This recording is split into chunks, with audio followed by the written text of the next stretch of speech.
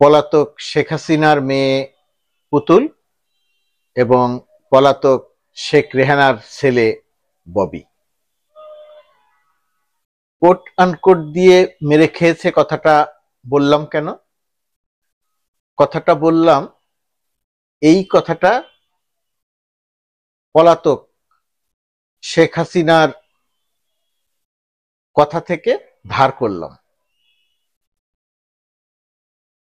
শেখ হাসিনার একটা প্রিয় শব্দ ছিল, কয়েকটি তার প্রিয় শব্দ ছিল, তার মধ্যে একটি প্রিয় শব্দ ছিল বিএনপি নেত্রী বেগম খালেদা জিয়াকে নিয়ে, যে এতিমের টাকা মেরে খেয়েছে। এটা ছিল শেখ হাসিনার বক্তব্য।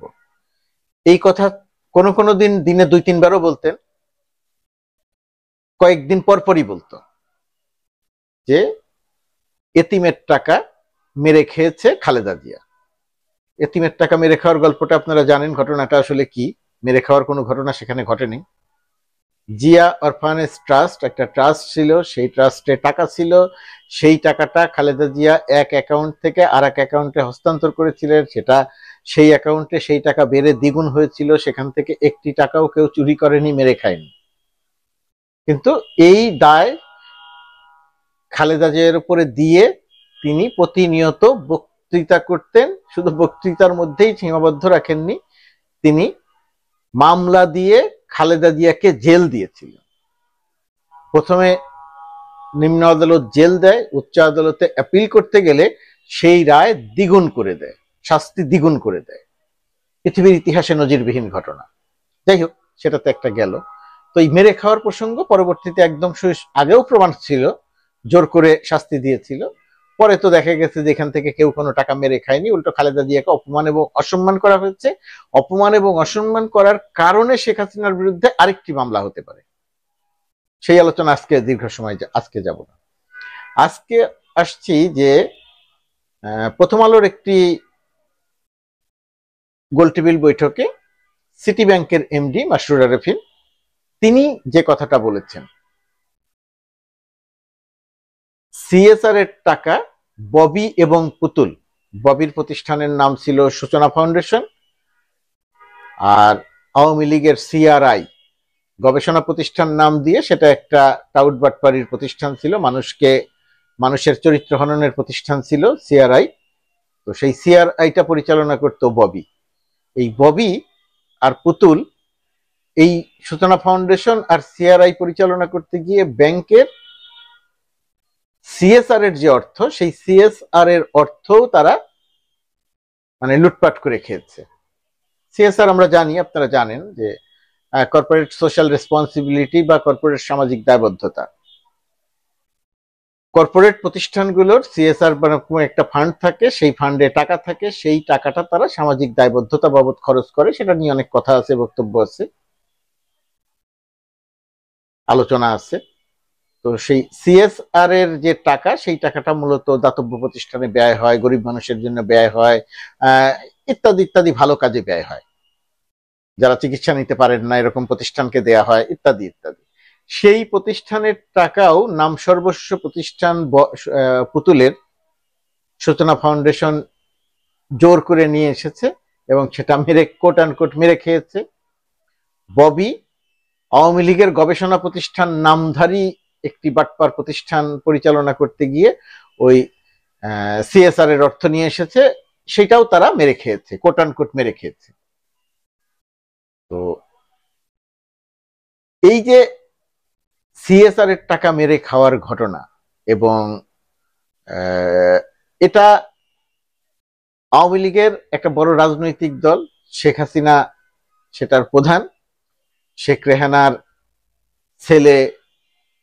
রেহানার ছেলেকে দেয়া হয়েছে সেটার গবেষণার দায়িত্ব, চুরি বাটপাড়ির সুযোগ। এবং তারা যে পুরো বাংলাদেশটাকে কিভাবে নিজেদের পারিবারিক সম্পদ মনে করত, যে একেবারে গরিব মানুষ নিম্নবিত্তের জন্য যে টাকাটা খরচ করার কথা, সেই টাকার প্রতিও তাদের লোভ ছিল। সেখান থেকে টাকা নিয়েও তারা দেশের বাইরে পাচার করেছে, যেহেতু দেশের বাইরেই তাদের ঠিকানা। আর পুতুলের সূচনা ফাউন্ডেশন, এমন একটা প্রতিষ্ঠান যে প্রতিষ্ঠানটার কোনো ঠিকানা নাই, সেই ঠিকানায় গতকালকে দুদক গেছে, গিয়ে দেখেছে যে এই ঠিকানায় কোনো প্রতিষ্ঠান নেই। এই সূচনা ফাউন্ডেশন থেকে শেখ হাসিনা বহু চেষ্টা, বহু লবি, পুরো দেশব্যাপী লবি করে, পুরো দেশের সর্বশক্তি দিয়ে লবি করে তাকে ডাব্লিউএইচওর রিজিওনাল ডিরেক্টর বানিয়েছে। পুতুলকে নিয়ে বহু কথা। একটা, তার যার সাথে বিয়ে হয়েছিল তার শ্বশুর ছিলেন 1971 সালের রাজাকার, সেই সংসার তার টেকেনি, সেটা আলাদা ব্যাপার, সেটা যে কারো ক্ষেত্রে হতে পারে, এটা আমার মূল আলোচনার বিষয় নয়। পুতুল কানাডিয়ান নাগরিক, সে যখন ডাব্লিউএইচওর রিজিওনাল ডিরেক্টর হয় বাংলাদেশের নাগরিক হিসেবে হয়েছে, সে যে কানাডার নাগরিক সেই তথ্য সে গোপন করেছে, এটা আরেকটা অপরাধ। দুর্নীতির অভিযোগ তার বিরুদ্ধে, এটা আরেকটা অপরাধ। ববি বিদেশি নাগরিক, তা বিয়ে করেছে ফিনল্যান্ডে, সে ফিনল্যান্ডের নাগরিক অথবা ইংল্যান্ডের নাগরিক, কোনো এক দেশের নাগরিক। বাংলাদেশটা হচ্ছে তাদের লুটপাটের জায়গা, তারা নিজেরা ভিন দেশের নাগরিক, এবং এই ভিন দেশের নাগরিক হওয়ার ফলে বাংলাদেশ থেকে সম্পদ নিয়ে তারা দেশের বাইরে সুখে শান্তিতে রাজার মতো জীবনযাপন করে। এবং শেখ হাসিনা পরিবারের, বৃহত্তর শেখ হাসিনা পরিবারের প্রায় সবাই দেশের বাইরে অবস্থান করেন। দেশের বাইরে অবস্থান করেন, দেশের বাইরে অবস্থান করা, বিদেশি নাগরিকত্ব নেয়া, পাসপোর্ট নেয়া, বিয়ে করা, কোনো বিষয়কেই আমি খারাপ হিসেবে দেখি না। এবং সেগুলো যে তারা করেছেন এটা নিয়ে তাদেরকে আমি অভিযুক্ত করছি না যে কেন করেছে, তাদের ইচ্ছে হয়েছে সেটা করেছে, তাদের মনে হয়েছে তারা সেটা করেছে, এটা যে কেউ করতে পারে। কথাটা আলোচনায় আসে এই কারণে যে ডক্টর কামাল হোসেনের মেয়ে সারা হোসেন বিয়ে করেছেন বিদেশি, ব্রিটিশ। শেখ হাসিনা জাতীয় সংসদে দাঁড়িয়ে এটা নিয়ে কথা বলতো যে বিদেশি বিয়ে করেছে, যাকে বিয়ে করেছে সে ইহুদি, অথচ তার ছেলে বিয়ে করেছিল খ্রিস্টান। ববি বিয়ে করেছে, সেও সম্ভবত খ্রিস্টান। এরকম আরো অনেকে আছে। রেহানার মেয়ে টিউলিপ বিয়ে করেছে একজন ব্রিটিশ, সেও মুসলিম না। মানে নিজের পরিবারের মধ্যে এরকম অবস্থা রেখে অন্যের পরিবারকে কথা বলা, অন্যের পরিবারের দোষ ত্রুটি খুঁজে বের করা, এইগুলোকে শেখ হাসিনা একটা শিল্পের পর্যায়ে নিয়ে গিয়েছিল। এবং শিল্পের পর্যায়ে নিয়ে গিয়ে সে তার মধ্যে সীমিত থাকেনি, সে যেটা করেছিল পুরা দেশটাকে একটা লুটপাটের স্বর্গরাজ্য বানিয়েছিল। সেই লুটপাটের স্বর্গরাজ্য বানিয়ে সে অন্যদেরকে যা বলতো নিজের জীবনে সেটা করত, অন্যেরা করতো না, সে নিজে করে সেই দায় অন্যদের উপরে চাপিয়ে আলোচনাটাকে অন্যদিকে ঘুরিয়ে দেওয়ার চেষ্টা করতো। যে খালেদা জিয়া 1 টাকাও চুরি করেনি, প্রমাণিত, সেই অ্যাকাউন্টের 1টি টাকাও এদিক সেদিক যায়নি, কিন্তু শেখ হাসিনা প্রতিনিয়ত বলতো যে খালেদা জিয়া টাকা মেরে খেয়েছে, গরিবের টাকা মেরে খেয়েছে, এতিমের টাকা মেরে খেয়েছে। আর তার মেয়ে যে গরিবের টাকা মেরে খেলো এটা সে সুযোগ করে দিল। তার বোনের ছেলে যে গরিবের টাকা মেরে খেলো এটা সে সুযোগ করে দিল। মানে বাংলাদেশ থেকে প্রতি বছর এই শেখ হাসিনা 16 বছরের শাসনকালে 28 লক্ষ কোটি টাকা পাচার হয়েছে। এটার হিসেব আছে, এর বাইরেও পাচার আছে।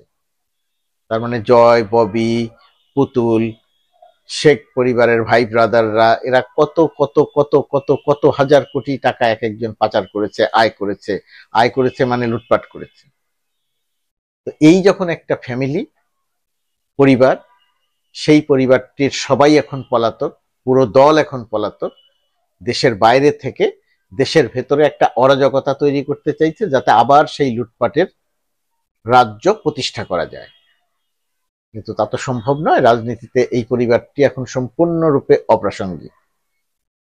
এই অপ্রাসঙ্গিক পরিবারটি আওয়ামী লীগের নেতাকর্মীরা দেশে যারা আছে তাদেরকে নিপীড়নের শিকার করে দেওয়ার জন্য, তাদেরকে মারধর, হামলার শিকার করার জন্য রাজনৈতিক কর্মসূচি দিচ্ছে, হরতাল দিচ্ছে, নিজেরা দেশের বাইরে বিদেশে নিরাপদে অবস্থান করে। আমি জানি না আওয়ামী লীগের নেতৃবৃন্দ এটা বুঝবেন কিনা, দেশে যারা আছেন তারা বুঝবেন কিনা, নাকি রাস্তায় বের হয়ে মার খাবেন, সেটা তাদের ইচ্ছা, তারা কি করবেন। শেখ হাসিনার ধ্বংসযজ্ঞ করে যাওয়া বাংলাদেশ নিশ্চয়ই আবার উঠে দাঁড়াবে। শেখ হাসিনা কখনো বাংলাদেশে আর ফিরে আসবে না।